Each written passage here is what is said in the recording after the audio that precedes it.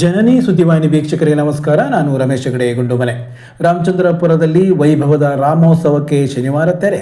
ರಾವಣ ದಹನ ಮುಗಿಯುತ್ತಿರುವಂತೆ ಸುರಿದ ಮಳೆ. ರಾಘವೇಶ್ವರ ಶ್ರೀಗಳವರ ಸಂದೇಶ: ರಾಮ ಎಂದರೆ ಆನಂದ, ಸೀತೆ ಎಂದರೆ ಸಂಪತ್ತು. ರಾಮ ಎಂದರೆ ಅದು ಆನಂದ, ಹಾಗೆಯೇ ಸೀತೆ ಎಂದರೆ ಅದು ಸಂಪತ್ತು. ಮನುಷ್ಯನ ಬದುಕಿಗೆ ಬೇಕಿರುವುದು ಆನಂದ ಮತ್ತು ಧರ್ಮ ಮಾರ್ಗದ ಸಂಪತ್ತು. ಯಾರು ಭಕ್ತಿಯಿಂದ ಸೀತಾರಾಮರನ್ನು ಧ್ಯಾನಿಸುವರೋ ಅವರ ಬದುಕು ಆನಂದ ಹಾಗೂ ಸಂಪತ್ತಿನಿಂದ ಕೂಡಿರಲಿದೆ ಎಂದು ಶ್ರೀ ರಾಘವೇಶ್ವರ ಭಾರತಿ ಸ್ವಾಮೀಜಿ ಹೇಳಿದರು. ಹೊಸನಗರ ರಾಮಚಂದ್ರಪುರ ಮಠದಲ್ಲಿ ನಡೆದ ಪರಾಭವ ನಾಮ ಸಂವತ್ಸರದ ರಾಮೋತ್ಸವದ ಸಮಾರೋಪದಲ್ಲಿ ಅವರು ಆಶೀರ್ವಚನ ನೀಡಿದರು. ನಂತರ ರಾಮಲೀಲಾ ಕಾರ್ಯಕ್ರಮ ಜರುಗಿತು. ರಾವಣ, ಕುಂಭಕರ್ಣ ಮತ್ತು ಮೇಘನಾದರ ಬೃಹತ್ ಗಾತ್ರದ ಆಕೃತಿಯ ದಹನವಾಗುತ್ತಿರುವಂತೆ ಧಾರಾಕಾರ ಮಳೆ ಸುರಿದಿರುವುದು ವಿಶೇಷವಾಗಿತ್ತು.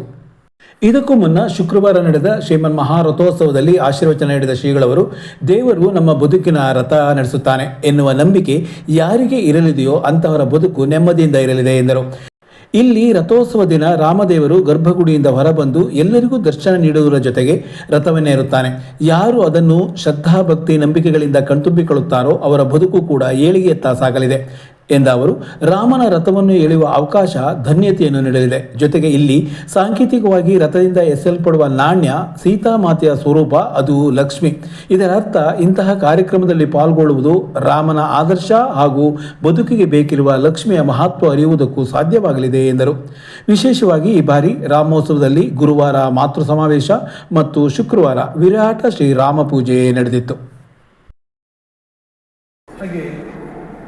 ರಾಮ ಶಬ್ದಕ್ಕೆ ಆನಂದ ಅಂತ ಅರ್ಥ ಇದೆ. ಅದಕ್ಕೆ ಪ್ರಮುಖ ಕ್ರೀಡಾಯಾಮ ಅದು. ಕ್ರೀಡೆ ಆನಂದದ ದ್ಯೋತಕ, ಆನಂದದ ಪ್ರತೀಕ ಅದು. ಹಾಗೆ ಆನಂದವನ್ನು ಕೊಡುವುದಕ್ಕೆ ರಾಮ ಶಬ್ದಕ್ಕೆ ಅರ್ಥ ಇದೆ. ಸೀತೆ ಸಾಕ್ಷಾತ್ ಲಕ್ಷ್ಮಿ, ಸೀತಾ ಲಕ್ಷ್ಮೀ ಭಗವಾನ್ ವಿಷ್ಣು ಅಂತ. ಅದಕ್ಕೆ ನಿಮ್ಮ ಜೀವನದಲ್ಲಿ ಆನಂದ ಬೇಕಾದರೆ, ಹಾಗೆ ಸಂಪತ್ತು ಬೇಕಾದರೆ ಈ ಸೀತಾರಾಮನ ಆಶ್ರಯಿಸಿ ಒಳಗೆ ತುಂಬಿಕೊಳ್ತಾನೆ ರಾಮ ನೆಮ್ಮದಿಯನ್ನು, ಹೊರಗೆ ತುಂಬಿಕೊಡ್ತಾನೆ ಸೀತೆ.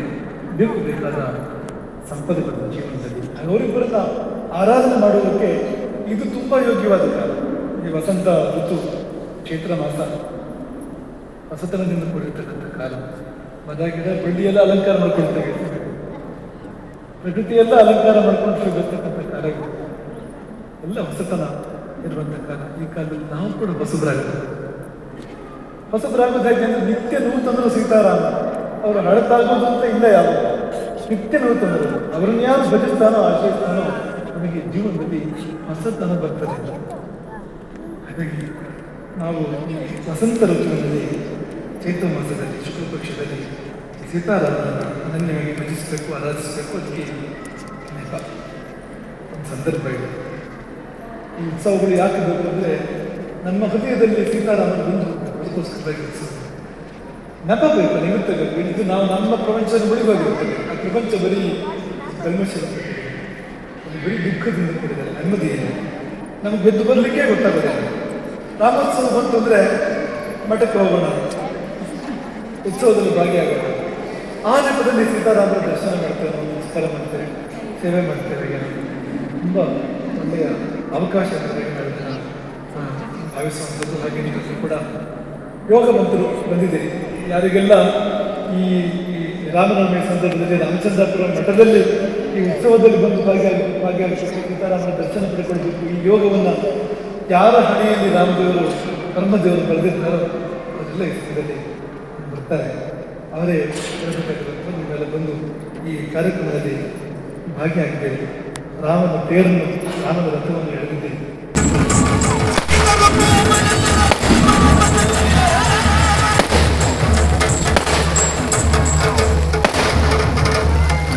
देखो थकता है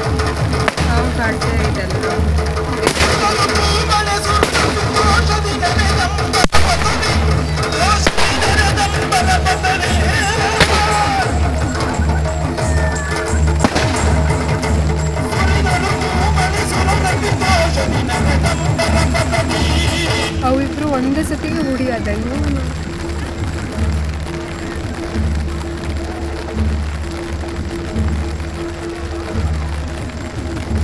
ಮೈಗೂ ಹೋಗ್ತಾರೆ ಮಳೆಗೆ, ಮಳೆಲಿದ್ದ ಕಾಣ್ತಲ್ದ ಮೈಗೆ ಹೋಗಿ.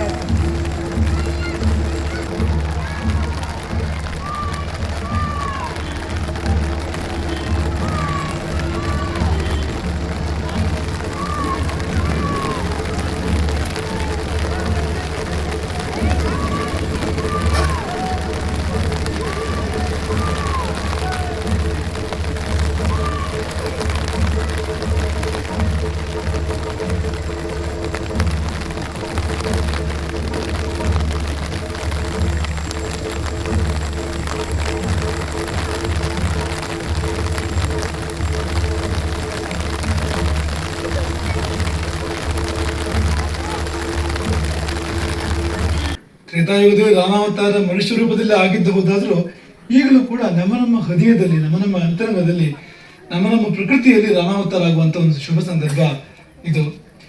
ಈ ಸಮಯದಲ್ಲಿ ಪ್ರತಿ ವರ್ಷವೂ ಕೂಡ ಶರಾವತಿ ತೀರದ ರಾಮಚಂದ್ರಾಪುರ ಮಠದಲ್ಲಿ ರಥೋತ್ಸವ ಅದೀಗ ಸಂಪನ್ನವಾಗಲಿಕ್ಕಿದೆ. ದೇವರು ರಥವನ್ನು ಏರಿದ್ದಾನೆ. ಪ್ರಭು ಶ್ರೀರಾಮಚಂದ್ರ ರಥವನ್ನು ಏರಿದ್ದಾನೆ. ಪ್ರಭು ಶ್ರೀರಾಮಚಂದ್ರ ರಥವನ್ನು ಏರಿದ್ದನ್ನು ಯಾರು ನೋಡ್ತಾರೋ ಅವರು ಜೀವನದಲ್ಲಿ ಕೂಡ ಏರ್ತಾರೆ. ಏರಿಕೆ ಬೇಕಾದ್ರೆ ದೇವರು ರಥ ಏರಿದ್ದನ್ನು ನೋಡಬೇಕು ಅಂತ.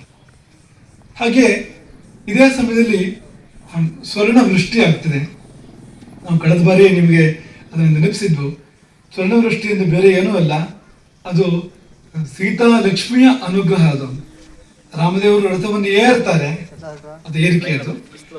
ಹಾಗೆ ಸೀತಾ ಲಕ್ಷ್ಮಿ ರಾಮದೇವರ ಸನ್ನಿಧಿಯಿಂದ ಇಳಿದು ಬರ್ತಾಳೆ, ಭಕ್ತರ ಕಡೆಗೆ ಇಳಿದು ಬರ್ತಾಳೆ ಸ್ವರ್ಣವೃಷ್ಟಿಯ ರೂಪದಲ್ಲಿ ಅಂತ.